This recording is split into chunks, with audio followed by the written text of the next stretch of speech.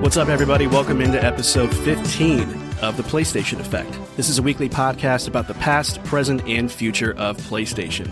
I'm your host, Marco, and joining me is my good friend and co-host, Pablo, and in this episode, our showcase coverage continues, starting with the Xbox Game Showcase. From the return of exclusives to their trailers for Gears, Halo, and Fable, we'll give our honest reactions to Xbox's most pivotal showcase to date. Then we'll break down the highs, lows, and head-scratchers of the Summer Games Fest, including Resident Evil Veronica, Final Fantasy VII Revelation, and Tupac Shakur, Pablo, because why not? Yeah. Why not? Why not? So look, y'all, let's get settled, get situated, subscribe if you enjoy what you hear, and let's get started, Pablo. And let's start with Xbox, because, of course, that was the big showcase that a lot of people were looking forward to for various reasons, not only because of the games that we might see at the show, but also because of the big topic around exclusivity, and that is exactly where we are about to start, because we did get an answer about exclusivity, and the answer is in the form of yes, kind of. So yes, sort of. Yeah, so let's talk about it. I think where we could start is probably where Xbox CSO Matthew Ball started, in kind of clarifying the nature of the strategy. He said that, quote, players can expect a reliable pipeline that validates their historical investment in the Xbox platform and keeps them as Xbox players going forward. And everyone in the industry understands that exclusives are important to the growth and branding of that platform, end quote. And with that being said, basically what they announced is that games that already are announced for multi-platform releases will stick to that plan going forward, but rather than the former no red lines strategy, Xbox will be returning to case-by-case decisions for single-player first-party titles, and so when a decision is made, it will be revealed when said game gets a release date.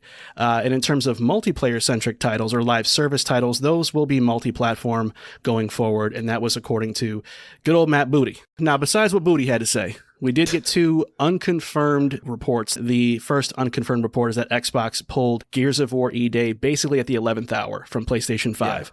And the second unconfirmed report is that they also intended to pull more games from PS5, but could not break certain contracts and agreements. So there's a lot there. Right. And I think a lot of people are certainly trying to unpack and piece together what this all means. And with the fact that we're starting off with two exclusives, which are Gears of War E-Day and Clockwork Revolution, which we will talk about in just a bit. But I kind of want to stop here, Pablo, and talk impact. And I want to talk impact twofold. I want to talk about impact towards Xbox, and I want to talk about the impact that this may have on PlayStation. So I want to kick this over to you with the first part of that question. How do you think this direction will impact Xbox? There's a big chance that this could set up the future in more ways than one, right? We've been here before, right? The case-by-case basis stuff, that's something that we've heard come from Phil Spencer when they started announcing games that were going on multiple platforms. But I have to expect that they've learned from those mistakes. I have to believe they're seeing something in the numbers that is justifying this move again. But all they have to do is avoid those rakes. Right now, they have to make sure that those games are going to hit, right? Because if you're going to have these exclusive games and you're going to prop up your platform and you're going to want people to flock over to your ecosystem, those games have to be great. And here's the thing. I think that they've seen the slate, they've seen the portfolio, and they're confident. And that's why they're making these moves now. They feel like these could be system sellers. It seems erratic and it seems out of nowhere because how they were so in place with the future of the product going forward and how everything has changed seemingly in the past 100 days. But I have to think that they are confident in what they have on hand. Software moves platforms, moves hardware, and I think they have the goods in order to do that. So in terms of the impact, I think that this could really set Xbox up when Helix comes out to bring back the glory days of 360, be on the forefront. Slate is clean, all the software, all the great IPs that they have, and they could be making a good run for it when it comes to the next generation, but they have to start somewhere, so they are starting now. Yeah, I don't think we're too far apart there. I'll kind of say this. what this shift to exclusivity represents to me is a renewed focus on Xbox as a platform, not just as a publisher, right? And as with any decision of this magnitude, it's only fair to question why. Like, why now? Why 2 games? Why these 2 games specifically? And even just why bother worrying about Xbox hardware at all? But as Xbox's CSO Matthew Ball answered, this is about validating the Xbox community's investment in the platform by delivering exclusives that retain customers, while also slowly but surely driving growth for the console in the future. And I genuinely believe that Xbox will be better off for that, but in due time. And that's what kind of brings me to my impact assessment. I think here's the reality of the situation, Pablo. I think Asha Sharma and every Xbox executive already knows what comes with this pivot to exclusivity. Their exclusives will not sell to their highest potential. They will underperform. They will leave money on the table by doing what they're doing. And the reason why is because in order to reignite interest back to hardware, you have to start somewhere. You have to take calculated risks. And in this case, the calculated risk is exclusivity, even if it means less copies sold, which is no different than the calculated risks that PlayStation and Nintendo take when they make their games exclusives, right? Now, of course, one can argue that Sony is leaving money on the table by not bringing Wolverine to the Switch 2. You know, one can argue that Nintendo is leaving money on the table by not bringing Pokemon to PlayStation. But the reason why you don't see that happen is because Sony and Nintendo knew the math that Xbox's previous leadership seemed to have forgotten, which is console minus console exclusives equals certain death, right? And I think that's why this is happening. So with no 30% profit margin mandate hovering over Asha's every move, I do feel like Xbox has the leeway to kind of endure short-term losses on game sales to help drive long-term platform growth. But you still have to be careful about it because not every game Xbox makes should be exclusive. So yes, you probably should start off with one big game and one small game, as Matthew Ball said, to develop kind of a reliable pipeline of future exclusives down the road that answer the all-important question that Xbox couldn't answer before this showcase, which is, why do I need an Xbox? And you also want to do that while simultaneously bringing ports to PlayStation when it's sensible to do so, which is why I think the case-by-case approach is justified to a certain extent, as opposed to this reckless, no red lines nonsense that Phil and Sarah were doing. Will any of this work out? Will any of this meaningfully change the course of Xbox as a platform? Unlike what a lot of so-called internet experts will tell you, nobody really knows, but I will say this. I will say that if Xbox can go from a distant third to a close third, that's a win. When Xbox is the platform that's nipping at the heels of PlayStation and Nintendo, they kind of help bring out the best in everybody, if that makes sense. I think that kind of leads us to talking about the impact assessment for PlayStation. What, if anything, do you see as impactful about this exclusivity shift? Honestly, I think the ripple effect is pretty massive. I just mentioned that Xbox is now potentially going from nice to have to now possibly essential. And when it was that Xbox seemed irrelevant, it was giving PlayStation another one of those wins by default. Now, that's not the case anymore. The first party output of PlayStation has been a little anemic, and so they've had the luxury of having these AAA first party Xbox games coming onto their consoles. Now they might not get the best ones, you know? So it's going to be a thing where PlayStation now has to put effort into messaging going forward. True. So this could be a pretty big hit for PlayStation if they continue to go down the route of, we're going to rest on our laurels. But this is the reason for all this. Competition breeds greatness. So hopefully PlayStation wakes up from that and they'll be able to work off that. I think I'm probably a little bit on the other side of that. I think in broad strokes, to me, I think the impact is a little bit more minimal for PlayStation, because I think that Sony has spent the overwhelming majority of its existence thriving without the likes of Nintendo or Xbox bringing games to their platforms. I don't think there's any reason why that would change if Xbox suddenly pulls the plug on PlayStation, but I will say this. I do think this puts more pressure on Sony to deliver when it comes to first-party output. So I'm not going to sit here and pretend that no one on earth liked the state of play we just saw, but I think we can all agree that Sony should have brought more to the table, and I think that is indicative of a larger problem that we've been dealing with all generation long, where they have just come up short in that regard, especially at a time when Xbox is regrouping and Nintendo is powering up a new generation themselves, and their first-party efforts are running circles around PlayStation's right now. So I do think it's fair to say that there's still a lot of catching up to do do. So the last thing you want to do if you're PlayStation is have the market-leading platform, but a market-trailing first-party pipeline. So while I will say that Xbox's exclusivity pivot won't send PlayStation's business crashing down, I do hope that it at least sends a message. But nevertheless, let's move on, and let's talk about the actual exclusives that they are bringing. Let's begin with talking about Gears of War E-Day. We did get an extended gameplay trailer and, of course, the direct that it received at the end of the show, along with a release date of October 6th. So putting the exclusivity factor to the side and just looking at this as a game, Pablo, what did you think about this? I mean, this looked fantastic. I mean, it looked like a new game. It still had the Gears of War feel, but everything about it, from the way the game looked, animations, even the story, I didn't really expect that to be what they were going with. I know it's before everything, but I didn't understand the relationship between Dom and his brother and all that stuff. So all that stuff is looking really good. I will say, that direct was wholly unnecessary. It was so long, and it felt a little bit like, we didn't need all this. But regardless of that, Gears of War E-Day looked absolutely stunning, and I am super excited to play it. Yeah, I don't have a lot of complaints about what I saw at all. It looked really good. I think that it felt like the kind of Gears of War that people missed for a long time. Yeah. Even though I liked Gears of War 4 and 5, I thought that those did feel a little too different, and I think that this game brought a lot of that back. And it gives a new kind of reframes the locust, because they become menacing again. A lot like Halo, where by Halo 3, those aliens were a joke.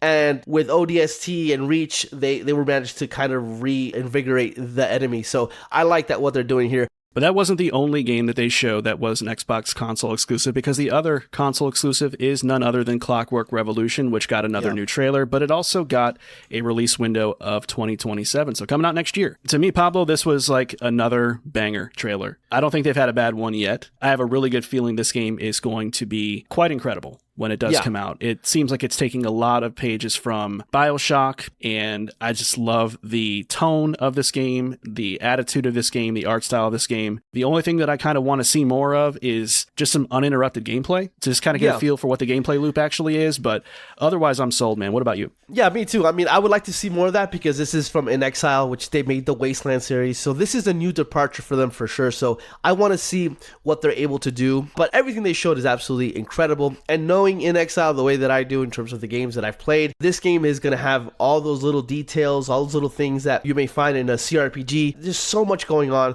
The time travel stuff looks really dope. I'm all in on this game, man. I cannot wait for this thing. And I think it's a great exclusive to pick out of the pack, because I think you want a nice duality between a franchise that's been a pillar for the Xbox community in Gears of War, and then you have Clockwork, which is kind of ushering in this new generation of IP that can be ownable for the Xbox community and have it for themselves. I think that's awesome. So, but it wasn't the only game from the first party slate. We do have some others to talk about, but the rest of these that we're going to be covering are multi-platform first party showings. So let's talk Fable next. We got another new trailer. We did get a chance to see the antagonist for the very first time, and we finally got an actual release date of February 23rd, 2027. And for me, Pablo, as someone who kind of came away from the Xbox Developer Direct a little bit wishy-washy about Fable, and I know I was very much in the minority in that, but now with this new trailer, I see way more polish to this game. I think it looked way better. I think everything from animations to the gameplay all looked the way that I wanted to see it look during the Developer Direct showcase. So I was definitely won over. Now I'm all the way hyped, and now I'm definitely looking forward to playing this game. But what say you, man? I'm in the same boat as you. This trailer kind of recontextualized the entire game for me, where it's not going to forget the fact that when it needs to get serious, it can do that. And the new antagonist is awesome. I like the little twist when you saw her talking, you didn't know exactly who she was, and then she ends up being the main antagonist. You're like, oh shit. And she seemed capable. So it's bringing this game kind of full circle in terms of everything that Fable is. It's hit on all those things for me. There's some things that, you know, the game doesn't have that people have complained about, but I think that this game is going to be able to do the things that people love, that Fable does, in a way that those little minor things that people are mad about are just going to go away in terms of thought process when they're actually playing the game. But man, what a great trailer. So let's go ahead and move on to the next game. That's Halo Campaign Evolve. We got a new trailer with some gameplay, plus we got a chance to see some of the 3 new missions that are being added in. And we got a release date of July 28th, coming out very, very soon, Pablo. I'll be honest, I was coming into this very skeptical. I didn't really like the way that the game looked when it was first shown. I thought it looked very rough, very unfinished, very unpolished. I gotta say, man, they kind of won me over here. I think it looked really good. I think a lot of the fussing about the art style is, to me, very much overblown. I think it looked really nice. I don't have a lot of complaints here, so I'm having a hard time kind of reaching for something to kind of pull out and go, oh, that's a problem for me. I just don't see anything that's problematic. So I feel like I'm on the opposite end of where the internet's kind of sitting with this game. Yeah, the internet is always, especially when it comes to Halo, everybody has an idea of what Halo is. You know, for the majority of people, Halo is about its multiplayer. Well, the one thing I will say, I was kind of hoping that they were going to go ahead and surprise everybody and tell you, hey, Halo campaign Evolved is coming, and it's going to have multiplayer. Maybe not at launch, but a little later. I thought that was going to be part of the messaging here. It wasn't.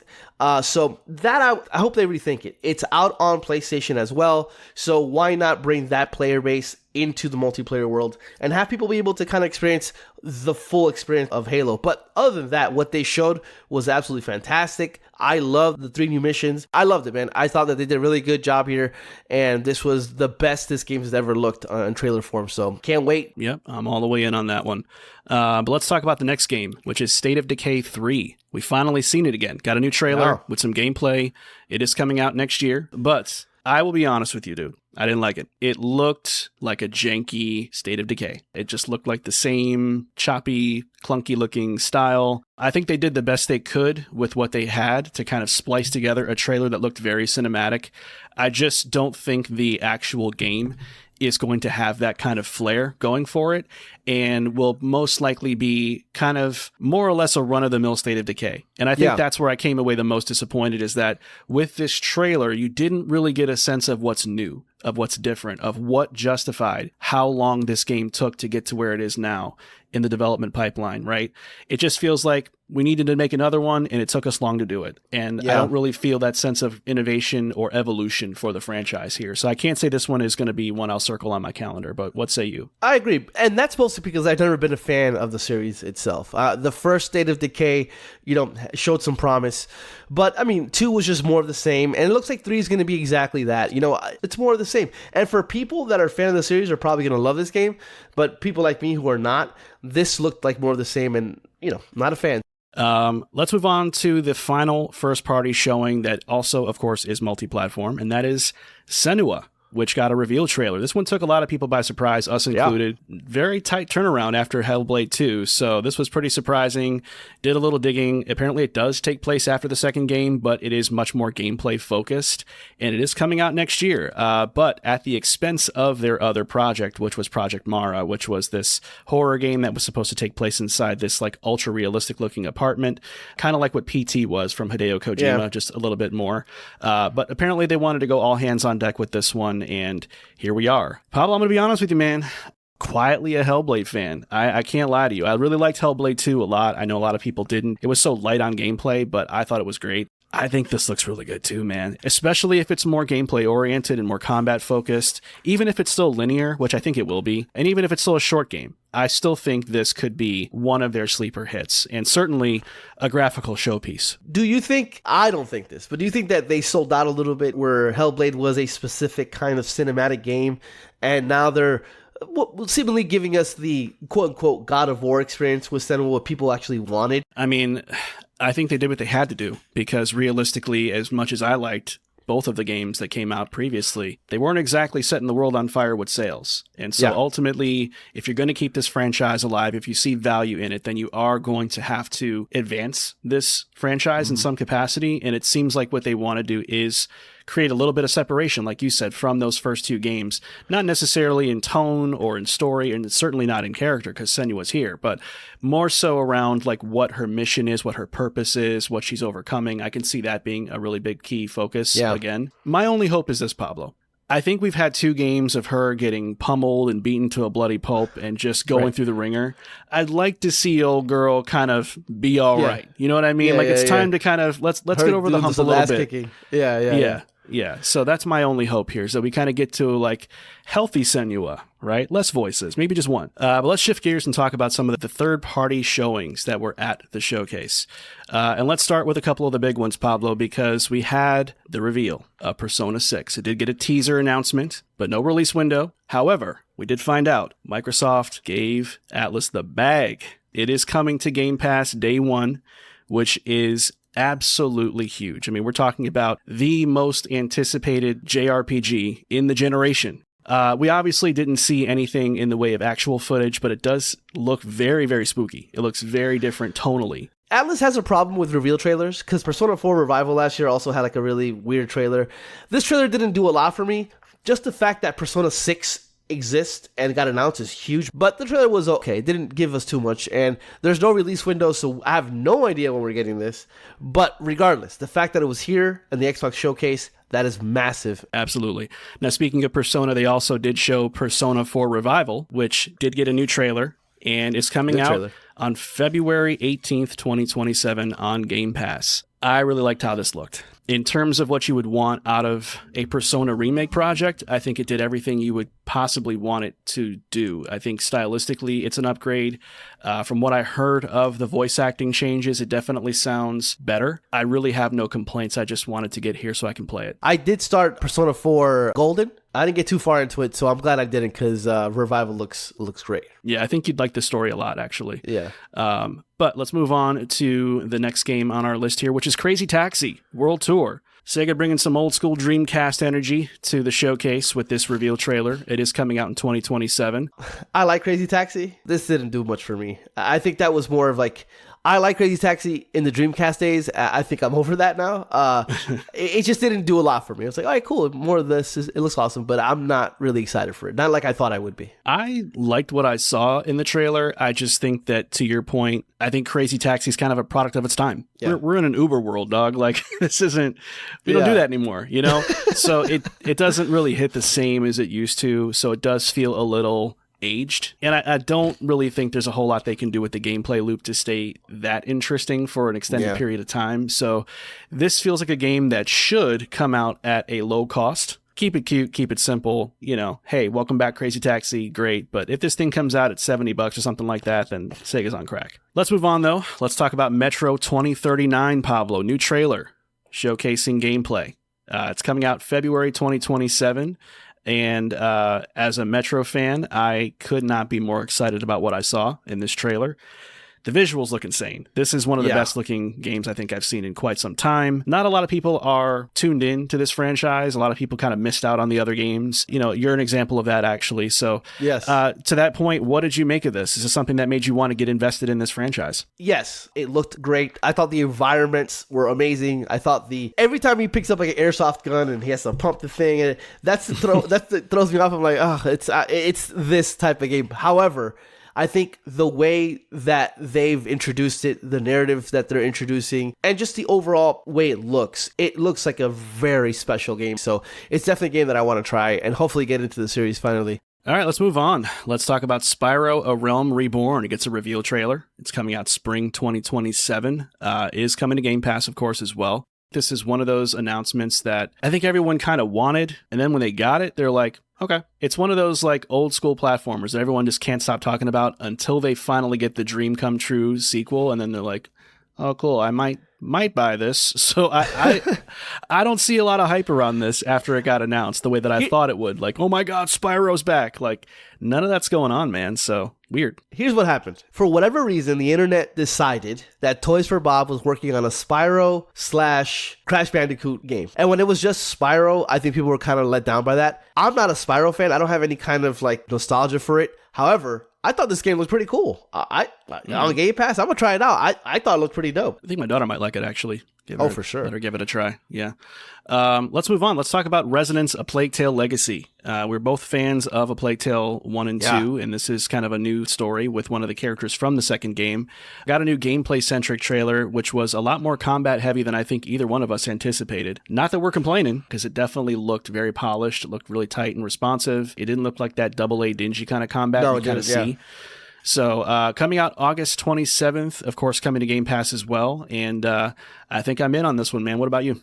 Yeah, I'm in on it. It's a prequel to the series. They said there's no rats or nothing like that. So it's taking a new approach to the gameplay. So I'm excited to see what that looks like. But so far, everything they showed, I'm in on it. Can't wait for this. Let's talk about Magicians, The Devil's Deal. This one kind of came out of nowhere. Kind of looks like a cross between Dishonored and BioShock. Certainly a game that has some people talking as far as this maybe being like the dark horse of the showcase.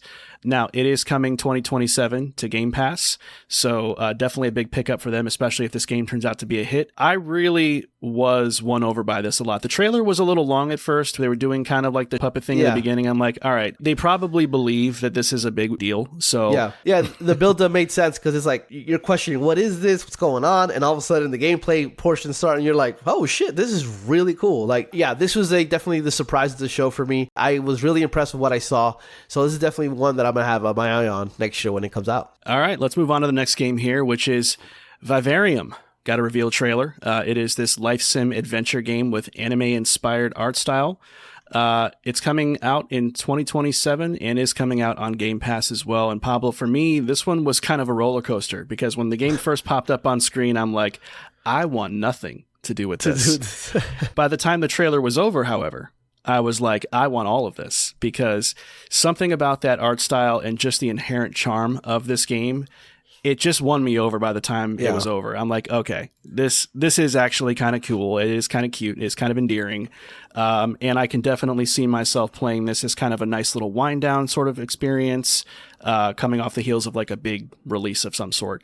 Yeah. So, this is on my radar. This was kind of my sleeper. Yeah, absolutely looked beautiful. I like the fact that it's like a live sim adventure type of game. The art style is dope as hell.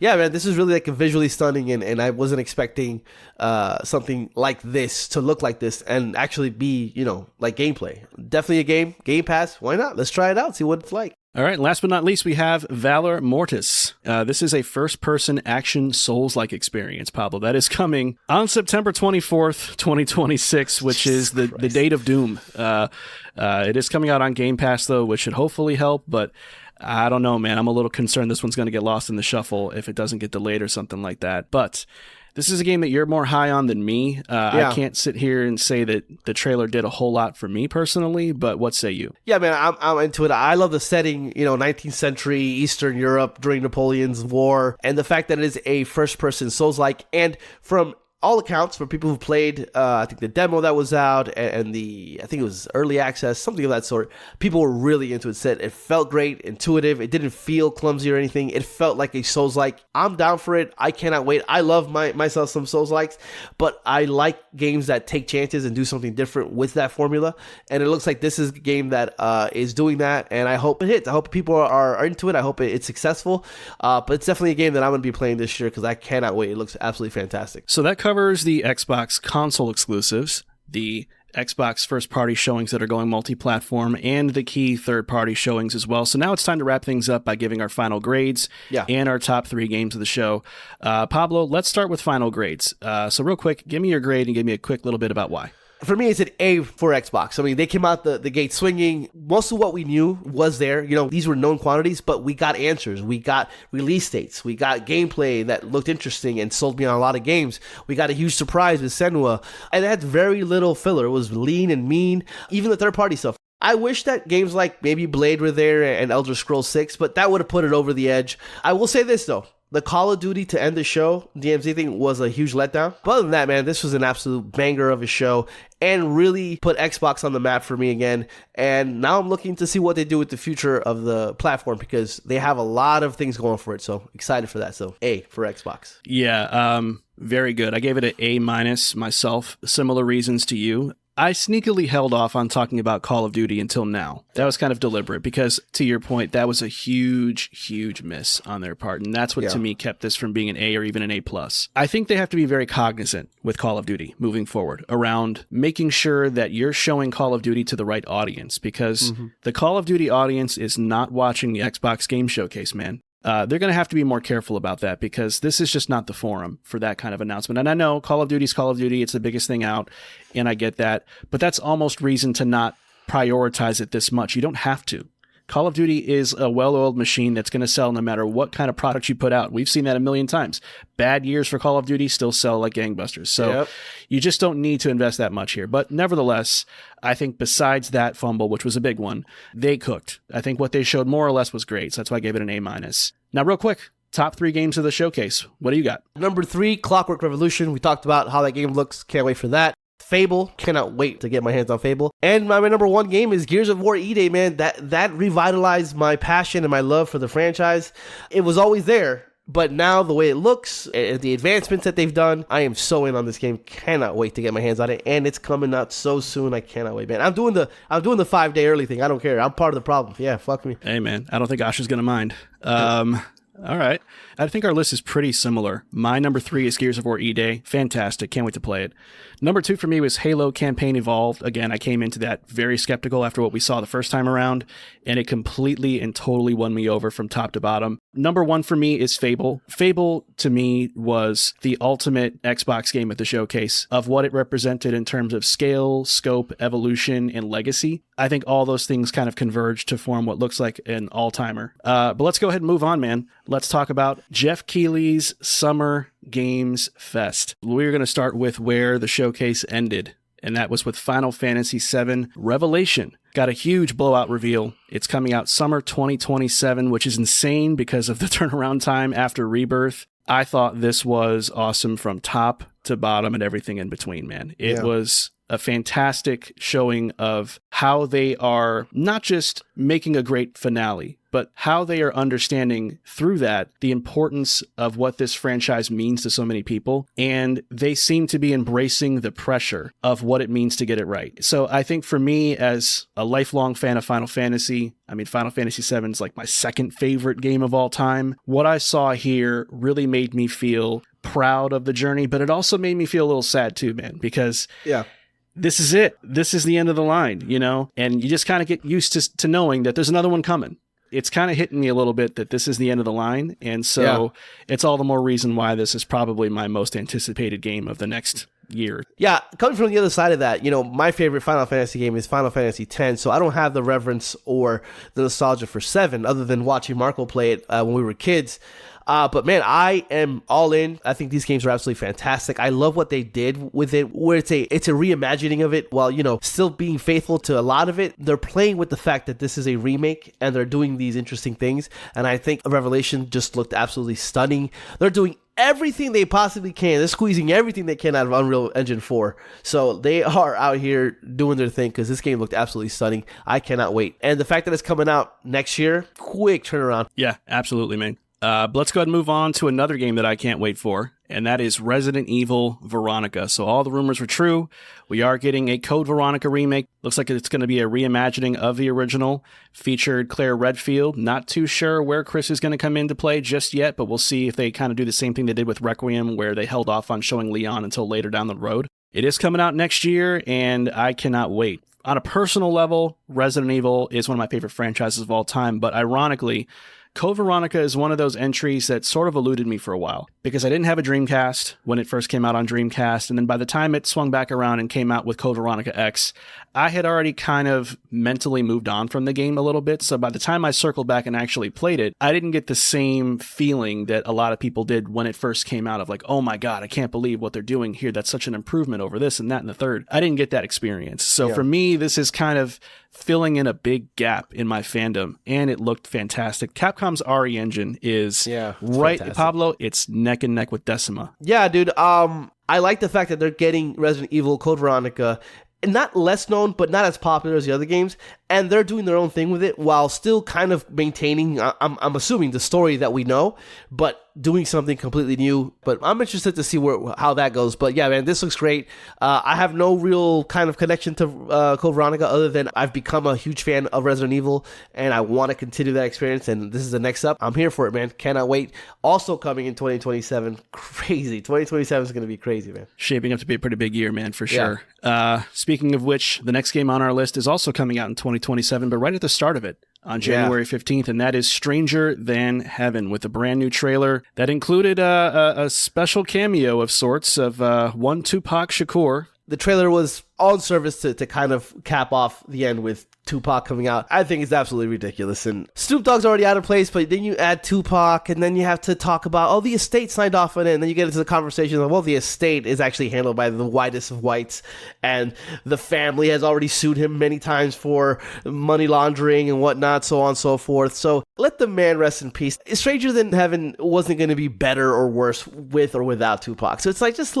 It's too weird. And I know that RGG is known for doing weird shit, but this is, I think, a little too far. It just feels unnecessary, and bringing these conversations to this game that looks absolutely fantastic, I feel like unnecessary to me. But I'm already sold on this game. Cannot wait. Coming out January 15th. That's awesome. Right at the beginning of the year. Start off the year right. So I'm good with that. Yeah, I mean, I'm all the way into, I think this has some of the best style I've seen them pull off at RGG Studio in quite some time. They're definitely leaning all the way into this theme, and I love it for that.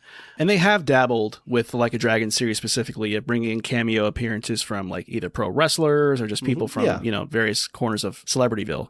But they're alive. This is different. This is a little bit different. Oh boy is dead, and it just feels weird knowing that he's going to be in this game. I have questions about what's his voice going to be like. Where is this going? And I think maybe that can of worms was not quite worth opening, because I don't think this game needed a Tupac cameo to be what it is. So we'll have to keep an eye on it, and maybe we'll see a little bit more of that particular cameo before release, and we can make a more informed decision then. But for now, though, let's go ahead and move on to the next game on our list, which is apparently 2 Cuphead projects. One of them is in development that we did not see, but then we saw another one which is called Mighty Cuphead Adventures, that seems to be this 80s inspired title, complete with the CRT filter and everything in between. No release window on either game yet from what we saw.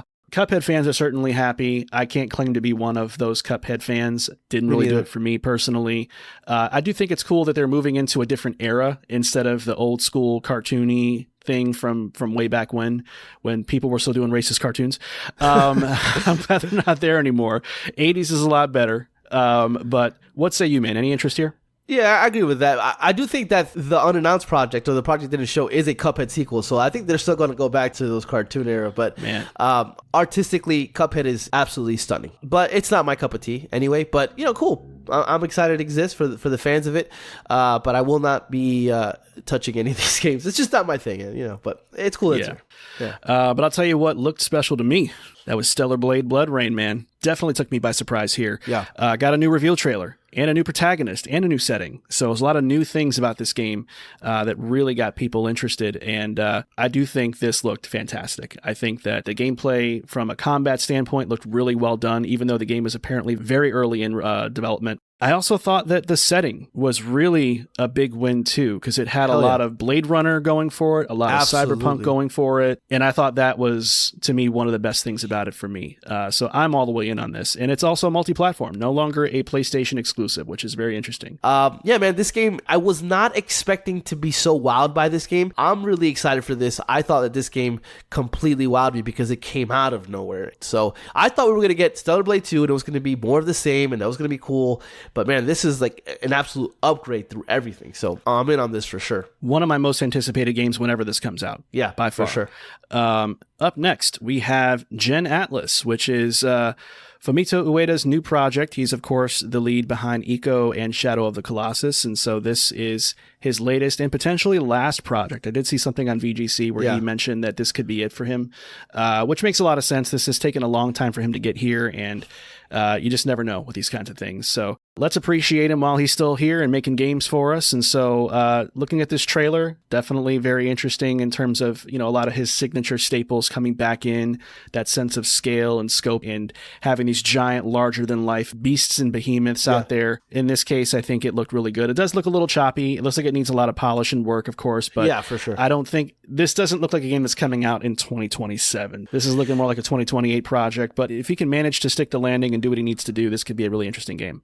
I agree. I thought this looked cool. It's mirroring a lot of the things he did with Shadow of the Colossus and Ico and putting it into one. If it's his final game, it makes a lot of sense. He's putting all the things he's learned into one, and it looks really cool, looks really interesting. But yeah, looked great.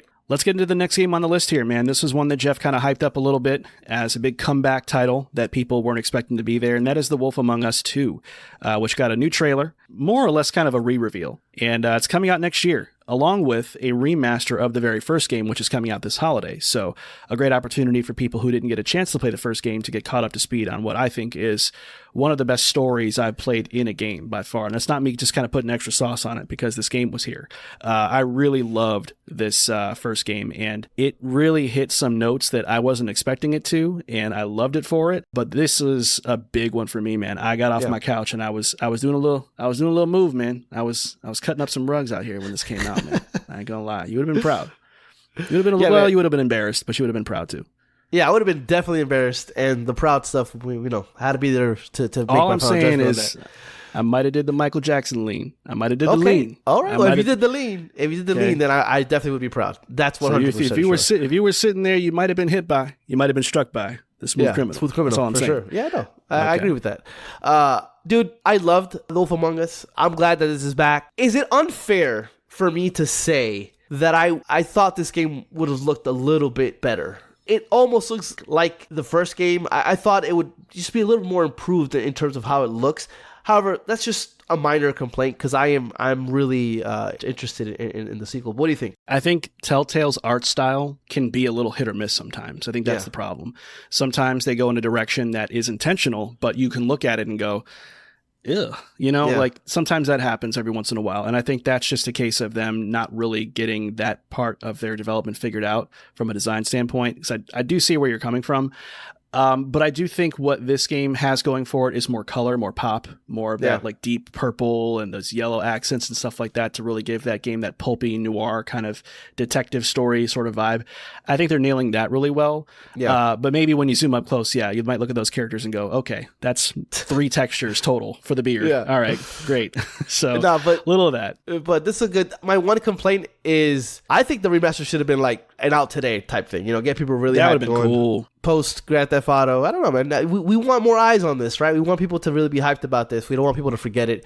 But yeah, this is so glad that after 8 years it's back. And it's Telltale, so hopefully they nail it. Let's see if they can do it, man. They were a little bit in flux for a while there. Didn't know if they were coming or going, so hopefully this gets them back on track. But last big thing that they kind of positioned at the show was Alien Isolation 2, which got its reveal trailer. This has been something that a lot of fans have been wanting for a long, long time. Seems like they're kind of blowing things out a little bit with more outdoor exploration on top of the indoor ship exploration as well. No release window at the moment, but it definitely seems like there's a lot of passion behind bringing this back, and the community does seem to be pretty hyped about seeing this come out again, because a lot of Alien licensed games don't always go over the greatest, and I think this is one of those ones that people thought was the closest thing you're going to get to like a really good quality title when it first came out originally. But here we are, part 2. Any interest on your end?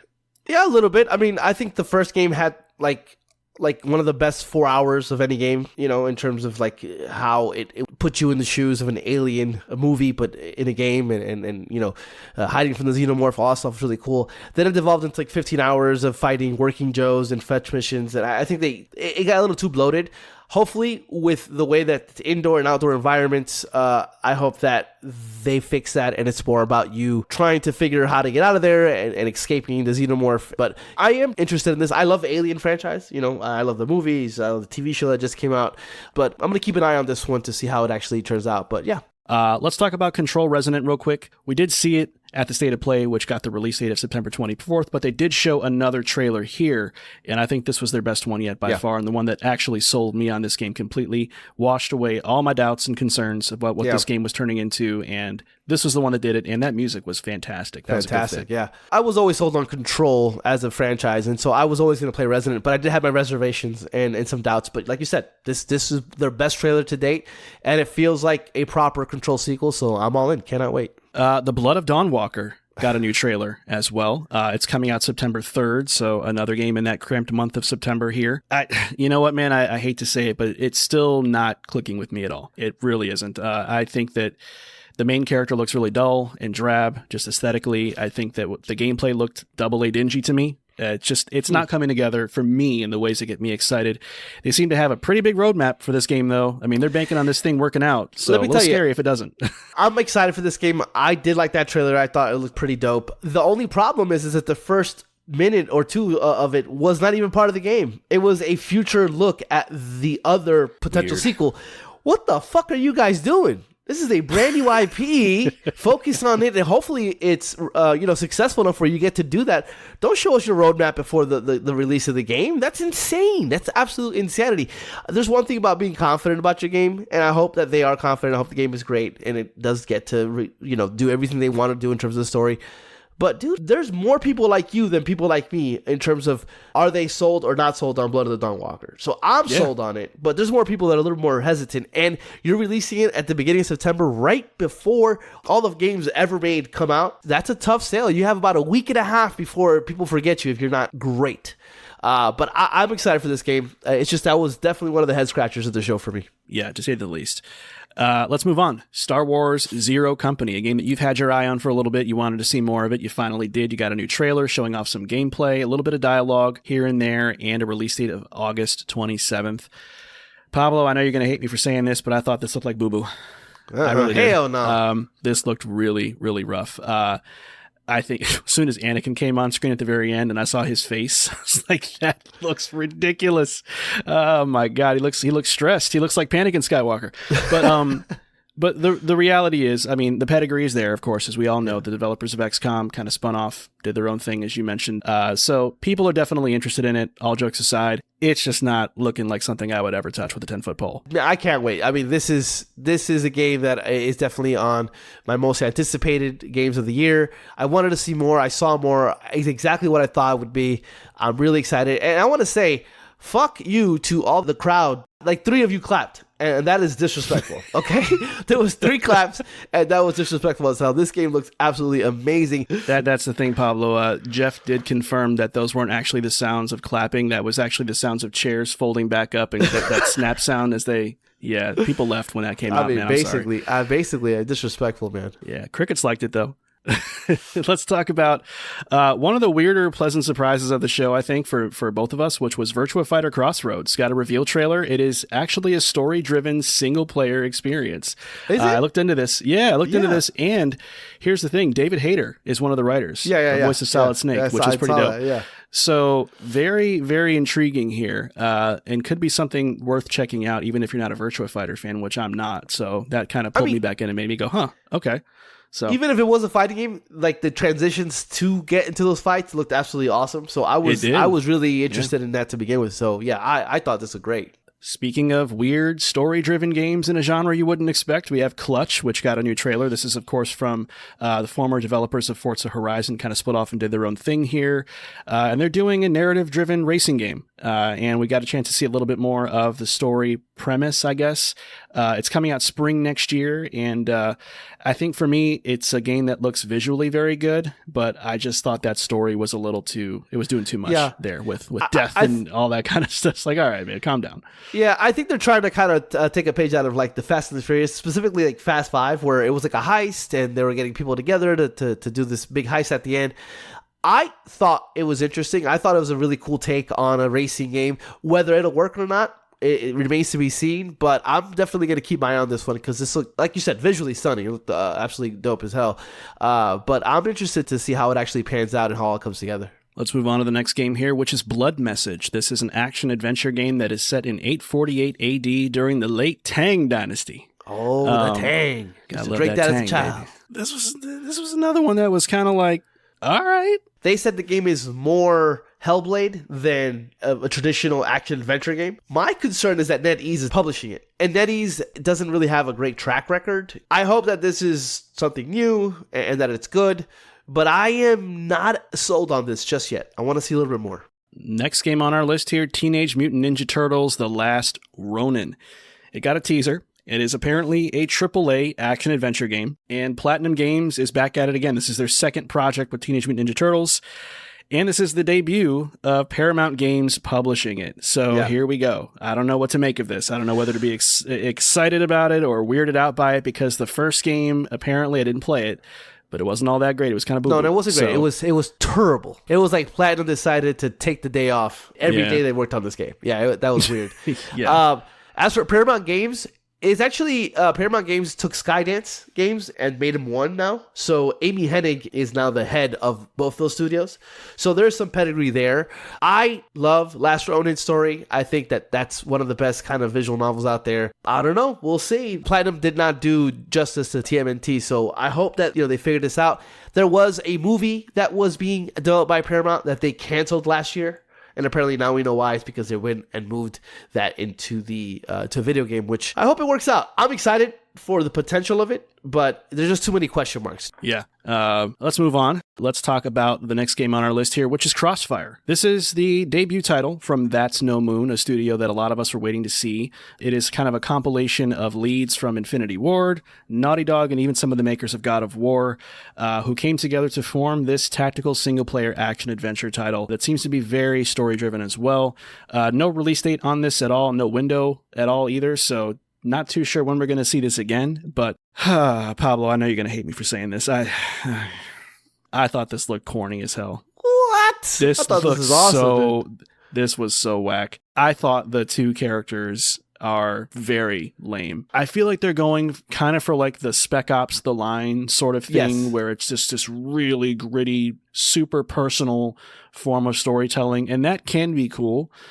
I just thought that as a game, it looked so generic. They tried to make a big deal out of the cover. Oh, it'll do it for you. All right, well, thanks for playing the game for me, I guess. That's exciting.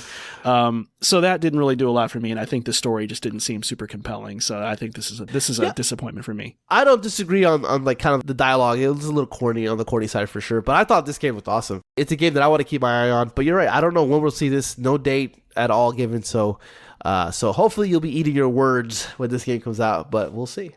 Last but not least, we got Mafia: The Old Country Man of Honor, which is a new story expansion. It is coming very soon, August 14th to be exact, and it got a new reveal trailer here. I don't know why I wasn't expecting DLC for this game for some reason, but when it popped up, I'm like, oh, yeah, I kind of see why. They always do one big expansion with some story content in there. Apparently it's not that big. It's only 2 chapters. It's like a couple hours. It's like $10. That's how much it's going to cost. Yeah, that's not bad. I'm okay with that. Yeah, I don't need a game to give me a full-blown 20-hour add-on or something like that. I mean, the base game was 8 hours long. I don't think they were going to do anything much more, Mafia: The Old Country was very underrated last year, I would have to say. I agree. I loved the game, and I hope this delivers too. But that is everything we saw from Geoff Keighley's Summer Games Fest. He's not Keighley. Hey, man, you don't know what he does on his spare time, man. True. He's getting it in. Let's talk final grades and let's talk top 3 games of the show, Pablo. Let's start with grades. What do you got? A-. Honestly, I think that when you open your show up with Resident Evil Veronica and close it with Final Fantasy VII Revelations, like, come on. That kind of firepower, that made the entire week really feel like E3 again. Not to mention getting, a Control Resonant, a trailer that finally resonated with me and feels incredible. And then the surprises for me that came out of that show, like Last Ronin and Retro Fighter Crossroads. I mean, look, Geoff still had to pay the bills, and we got a ton of filler. But at the end of the day, A- for sure. Yeah, I'm with you. I also have A- here, and I have it for a lot of the same reasons. I think just this was a Marco-ass showcase for me. It really was. Resident Evil is one of my favorite franchises of all time. Final Fantasy VII specifically is one of my favorite games of all time. So those 2 games alone, we're going to put it at least at a B+, right? Yeah. But then you add on The Wolf Among Us 2, Stellar Blade, Stranger Than Heaven. There were just so many things that I'm like, man, he's not missing. And even in those moments where it was getting fluffy and it's like, okay, this is where he's paying the bills, it didn't feel overt. It didn't feel obvious. It did not. There was just enough interesting stuff kind of spliced in between those piss break-like trailers that were like, okay, I can still sit through this and still be locked in. So yeah, A- for me. Now, top 3 games of the show, Pablo, starting with you. Yeah, number 3, Stellar Blade Blood Rain. Completely shocked by how great it looked. The fact that it's a complete new protagonist, new world, sequel that I was not expecting, but I'm so happy it exists, so can't wait for that. Resident Evil Veronica. I mean, look, Resident Evil has been absolutely amazing in the last couple of years. Capcom has been firing off on all cylinders, so Resident Evil Veronica is obviously I'm going to be excited for that. And then Final Fantasy VII Revelation. I mean, come on, dude. That looked absolutely incredible. Everything about that looked amazing. Finally closing out that story. Everything about that game looked absolutely amazing. Cannot wait to get my hands on that, and it's coming out next year. So yeah, those are my top 3. Awesome, man. Not too far apart from you, but my number 3 is The Wolf Among Us 2. I think that was one of my big get out of your seat moments because I just thought that game was going to get canceled, and here it is, not only back, but it's got a release window, and they're also bringing back the first game to get people up to speed. I thought that was just a dream come true for me, so that's why it's my number 3. But number 2 is Resident Evil Veronica. Again, as I mentioned, huge Resident Evil fan, but this is one of the biggest gaps in my fandom, and I get a chance to finally go back and experience that and just see what some of that magic was in a brand new way, no less. Yeah. And then, of course, number 1, Final Fantasy VII Revelation. Everything from what they're showing us narratively to some of the things they're doing with the high wind, the job system, which is like the fits in this game. Tifa's outfit, bro. Okay, come on now. What are we doing? Why is Geoff getting me sprung right now? Why is that nasty to say on a podcast? But that's what happened. So for that reason and many others, that's my number 1. But yeah, showcase season is not over yet, though, man. We still have one more. It's coming out the day this episode goes live, and that is the Nintendo Direct. So we will circle back around next episode to talk about anything that stands out to us in terms of just kind of taking a look at what the competition's doing and seeing what Nintendo's bringing to the table, because they are, at this point, kind of neck and neck with PlayStation in that market leadership position. So you've got to wonder what they're going to do to not only bring the heat with first-party titles, but to do what they said they were going to do, which is also justify that price increase they're pulling out in September by bringing some games that are going to make you still want to get a Switch no matter what. So let's see what they do. But in the meantime, that is going to do it for this week's episode. But before you go, please be sure to follow our show. We love doing coverage like this and all kinds of other conversations around the world of PlayStation, whether it's the past, the present, or the future. So if that sounds like something that would be interesting to you, please stick around and follow us. We drop new episodes every single week for you. So until next time, stay safe, save often, and we'll see you next week.